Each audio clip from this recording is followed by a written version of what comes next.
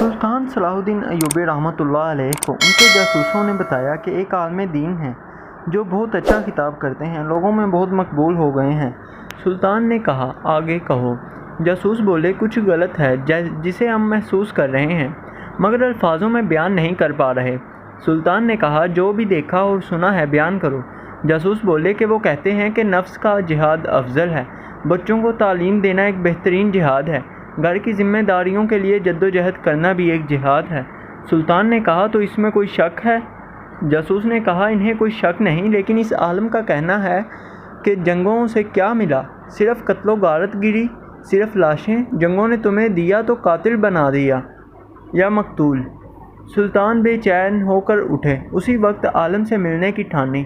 ملاقات بیس بدل کر کی اور جاتے ہی سوال کر دیا کہ جناب ایسی کوئی ترکیب بتائیں کہ بیت المقدس کو آزاد اور مسلمانوں کے خلاف مظالم کو بغیر جنگ کے ختم کرایا جا سکے۔ عالم نے کہا، دعا کریں۔ سلطان کا چہرہ غصے سے لال ہو گیا، وہ سمجھ چکے تھے کہ یہ عالم پوری صلیبی فوج سے بھی زیادہ خطرناک ہے۔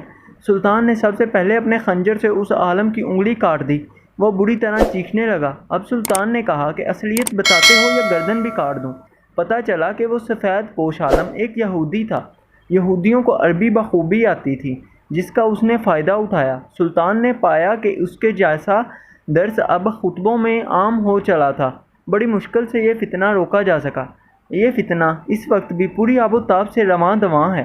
آخر کیوں لوگ اسلام کو بدھ ازم بنا دینا چاہتے ہیں، جبکہ کھلی حقیقت ہے کہ ظالم کا سامنا کیے بغیر ظلم کا مداوع ہو جائے، یہ ممکن ہی نہیں۔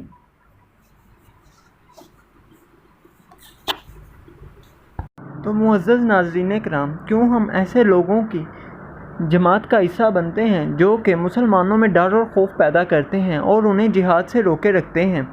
تو اے ناظرین کرام، کیوں نہ ہم ایسے لوگوں کو جڑ سے ہی اس فتنہ کو کاٹ دیں؟